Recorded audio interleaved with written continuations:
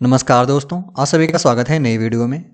आज के geography of India की वीडियो में हम देखेंगे इसका पार्ट नंबर 6। तो चलिए हम वीडियो को स्टार्ट करते हैं। सबसे पहला क्वेश्चन हमारा, भारत का सबसे बड़ा गन्ना उत्पादक राज्य कौन सा है? तो इसका सही आंसर ऑप्शन बी जो कि है उत्तर प्रदेश। क्वेश्चन से याद रखने वाला पॉइंट है, भारत में गन्ने का सबसे बड़ा उत्पादक राज्य उत्तर प्रदेश है। इसके बाद सेकंड नंबर पर आता है महाराष्ट्र। 2024 में उत्तर प्रदेश गन्ना उत्पादक में प्रथम रहा, जबकि चीनी उत्पादन में दूसरे नंबर पर रहा। चीनी उत्पादन में प्रथम नंबर पर रहा महाराष्ट्र। अगर हम विश्व की बात करें तो विश्व में गन्ना उत्पादन में सबसे बड़ा देश है ब्राज़ील और सेकंड नंबर पर आता है भारत।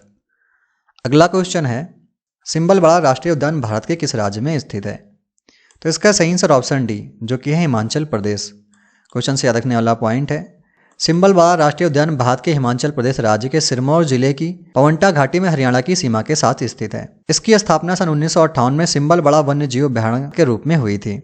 हिमाचल प्रदेश में 5 राष्ट्रीय उद्यान हैं, 26 वन्य जीव अभयारण्य हैं और 3 संरक्षण रिजर्व हैं। 5 राष्ट्रीय उद्यान में सबसे पहला है पिन पार्वती राष्ट्रीय उद्यान जो कि कुल्लू जिले में स्थित है।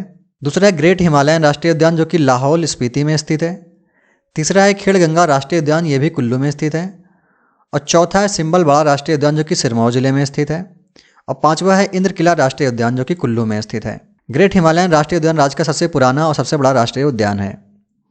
अगला क्वेश्चन है, भारत में कौन सी मिट्टी सर्वाधिक पाई जाती है? तो इसका सही आंसर ऑप्शन बी जो कि है अलूवियल।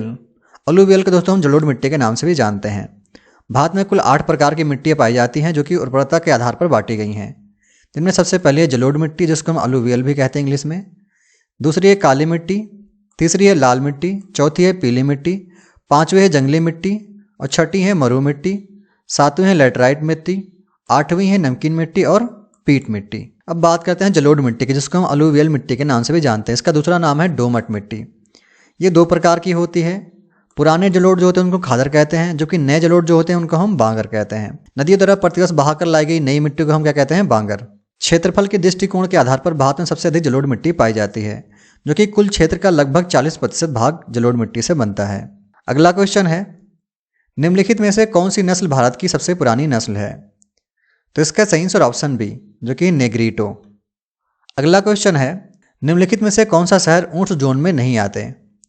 तो इसका सही आंसर ऑप्शन सी जो कि है जयपुर। क्वेश्चन से रखने वाला पॉइंट है, वह क्षेत्र जहां पूरे वर्ष सूर्य की सीधी किरण पड़ती है, अधिकतम गर्मी पड़ती है, उष्णकटिबंधीय क्षेत्र के रूप में जाना जाता है। दूसरी भाषा में उष्णकटिबंधीय वह क्षेत्र है जो उत्तरी गोलार्ध में कर्क रेखा से दक्षिण और दक्षिणी गोलार्ध में मकर रेखा के बीच स्थित है। तो जैसा कि इस इमेज में आप देख पा रहे हैं, ये 23.5 डिग्री पर क्या होती है? हमारी कर्क रेखा आती है। कितने राज्यों से निकलती है? 8 राज्यों से। कौन कौन से हैं? गुजरात, राजस्थान, मध्य प्रदेश, झारखंड, छत्तीसगढ़, पश्चिम बंगाल, त्रिपुरा और मिजोरम। इन 8 राज्यों से कर्क रेखा निकलती है। दोस्तों उष्णकटिबंधीय क्षेत्र को हम थोड़ा और अच्छे से समझ सकते हैं इन इमेज के माध्यम से। जैसा कि आप इस इमेज में देखेंगे, ये जो रेखा है ये कर्क रेखा है और ये कौन सी रेखा है? मकर रेखा है।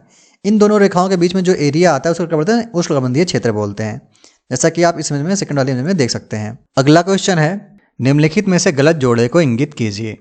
तो इसका सही आंसर ऑप्शन सी जो कि है कोयल कारो प्रोजेक्ट बिहार। क्वेश्चन से याद रखने वाला पॉइंट है, कोयल कारो परियोजना भारत की नदी घाटी परियोजना है। यह झारखंड में रांची के निकट सिंहभू जिले में स्थित है। इस परियोजना में कोयल और कारो नदी पर बांध बनाए गए हैं। दक्षिणी कोयल नदी पर बसिया गांव के निकट बांध और उत्तरी कारो नदी पर लोहजीमा के निकट दूसरा बांध बनाया गया है। अगला क्वेश्चन है, भारत में सर्वाधिक रबर किस राज्य में उत्पादित किया जाता है? तो इसका सही आंसर ऑप्शन बी जो कि है केरल। अगला क्वेश्चन है, अमरावती, अर्कावती, भवानी किसकी सहायक नदियां हैं? तो इसका सही आंसर ऑप्शन है जो कि है कावेरी। क्वेश्चन से याद रखने वाला पॉइंट है, इसकी सहायक नदियां हरंगी, सिमसा और अर्कावती बाईं ओर से मिलती हैं।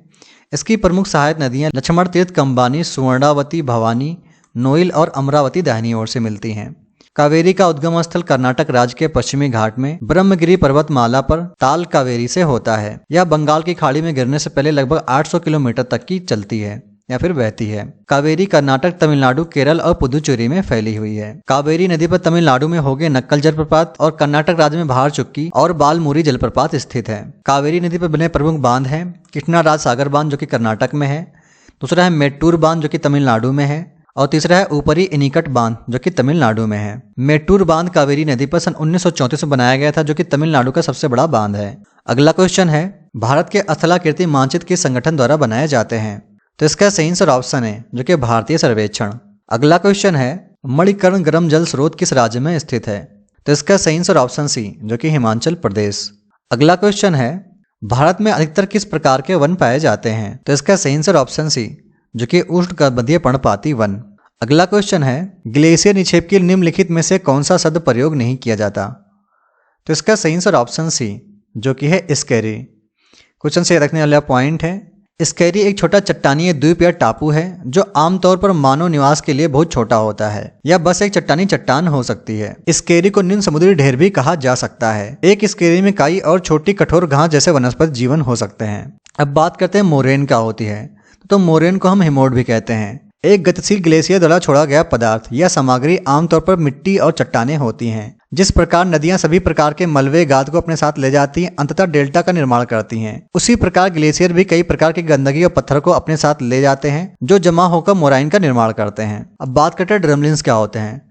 ड्रमलिन्स अंडाकार आकृति की पहाड़ियां हैं जो बड़े पैमाने पर हिमनदों के बहाव से बनती हैं, जो ग्लेशियर और बर्फ की चादर के नीचे बनती हैं और बर्फ के प्रवाह की दिशा में संरेखित होती हैं। अब बात करते हैं केटल क्या होता है। केटल ग्लेशियर बर्फ के एक अलग द्रव्यमान के पिघलने से बने एक ग्लेशियर आउटवर्स बहाव में अवसाद जो पूरी तरह से या आंशिक रूप से दफन हो गए हैं। इनमें फंसे हुए बर्फ के द्रव्यमान की घटना को अनियमित ग्लेशियर टर्मिनल के ऊपर धीरे धीरे संचय होने का परिणाम माना जाता है। केटल को अगर हम साधारण भाषा में समझे तो मान लीजिए हमारा एक ग्लेशियर है यूं, इसमें हमारे छोटे छोटे अवसाद के कण या फिर मिट्टी के टुकड़े या फिर पत्थर के टुकड़े फंसे हुए हैं और जब ग्लेशियर वहाँ पिघलता है तो इसमें जो है अलग अलग द्रव्यमान के पत्थर या फिर अलग अलग द्रव्यमान के जो बर्फ होते हैं पिघलते हैं। मान लीजिए यहाँ के बर्फ का द्रव्यमान अलग है तो ये बाद में पिघलेगा और यहाँ के द्रव्यमान का अलग है तो ये बाद में पिघलेगा। तो इस तरह से पिघलते हैं तो ये जो हमारे अवसाद के कण होते हैं नीचे बढ़ते जाते हैं और एक जगह पे आकर ये इकट्ठा हो जाते हैं। तो इस तरह से मान लीजिए हमारे ग्लेशियर का आकार ऐसा था, ये पिघलने के बाद ग्लेशियर का आकार कुछ ऐसा हो जाएगा और यहाँ पर हमारा क्या होगा अवसाद इकट्ठा हो जाएगा। उसके बाद जब यहाँ की बर्फ पिघलेगी तो यहाँ पर क्या होगा हमारा पानी इकट्ठा हो जाएगा। इसी को हम कैटल कहते हैं, जैसा कि इमेज में आप देख सकते हैं कैटल लेक। तो इसी तरह से जो हमारा लेक बनती है उसको हम कैटल लेक कहते हैं। तो ग्लेशियर के पिघलने से ग्लेशियर के बीच में जो हमारा गड्ढा बन जाता है उसमें भरे हुए पानी को हम क्या कहते हैं कैटल कहते हैं, जिसके ऊपर छोटे छोटे बर्फ के टुकड़े तैरते रहते हैं। अगला क्वेश्चन है बकिंघम नहर भारत के किस राज्य में स्थित है? तो इसका सही आंसर ऑप्शन बी जो कि है 1 और 3 दोनों, जिसमें सबसे पहला आंध्र प्रदेश और तमिलनाडु। अगला क्वेश्चन है राष्ट्रीय राजमार्ग का पूर्व और पश्चिमी कॉरिडोर किन स्थानों को जोड़ता है?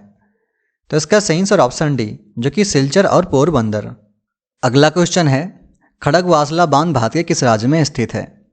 तो इसका सही आंसर ऑप्शन डी जो कि है महाराष्ट्र। क्वेश्चन से याद रखने वाला पॉइंट है खड़गवासला बांध भारत के महाराष्ट्र में पुणे शहर के केंद्र से 21 किलोमीटर दूर पर स्थित मूथा नदी पर एक बांध है। अगला क्वेश्चन है जोंगसोंग चोटी किस राज्य में स्थित है? तो इसका सही आंसर ऑप्शन बी जो कि है सिक्किम। अगला क्वेश्चन है निम्नलिखित में से कौन सी नदी अरब सागर में नहीं गिरती है?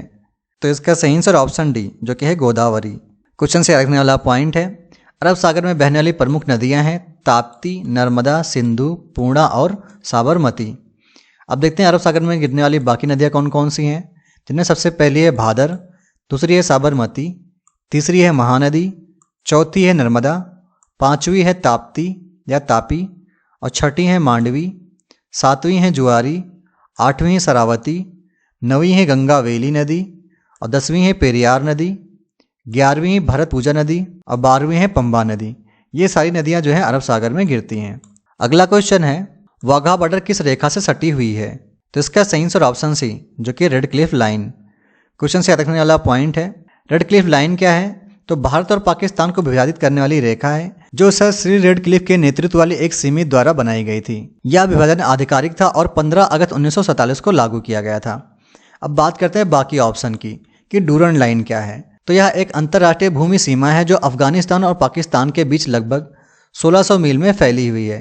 अगर 1600 मील को किलोमीटर में कन्वर्ट करते कितना हो जाएगा 2600 मील। इसका समापन इसके पश्चिमी छोर ईरान की सीमा पर और इसके पूर्वी छोर चीन की सीमा पर होता है। अब बात करते हैं मैकमोहन रेखा की। तो मैकमोहन रेखा भारत और चीन के बीच सीमा है। इसका नाम हेनरी मैकमोहन के नाम पर रखा गया है, जो इस रेखा को तय करने के लिए भारत के विदेश सचिव और ब्रिटिश मध्यस्थ थे। यह शिमला समझौते में तय किया गया था जो कि 1914 में ब्रिटेन और तिब्बत के बीच में हुआ था। अगला ऑप्शन है सर क्रिक लाइन। तो सर क्रिक लाइन क्या है? भारत और पाकिस्तान के बीच विवादित पानी की एक 96 किलोमीटर लंबी पट्टी जो भारतीय राज्य गुजरात और पाकिस्तान के राज्य सिंध के बीच स्थित है। सर क्रीक पानी के कटाव के कारण बना है और यहाँ ज्वार भाटे के कारण यह तय नहीं हो पाता है कि इसका कितना हिस्सा पानी में रहेगा और कितना हिस्सा पानी के बाहर। अगला क्वेश्चन है, तिपाई मुख बांध का विवाद किन दो देशों के बीच है? तो इसका सही आंसर ऑप्शन बी, जो कि भारत और बांग्लादेश। अगला क्वेश्चन है, पृथ्वी पर सबसे लंबी पर्वत श्रृंखला कौन सी है? तो इसका सही आंसर ऑप्शन है, जो कि है एंडीज पर्वत। अगला क्वेश्चन है, निम्न में से किस राज्य में भील जनजाति पाई जाती है? तो इसका सही आंसर ऑप्शन सी, जो कि है गुजरात। अगला क्वेश्चन है, निम्न में से कौन सी जनजाति असम में पाई जाती है? तो इसका सही आंसर ऑप्शन बी, जो कि है वोडो। अगला क्वेश्चन है, मिथन पर्व किस जनजाति द्वारा मनाया जाता है? तो इसका सही आंसर ऑप्शन सी, जो कि है नागा।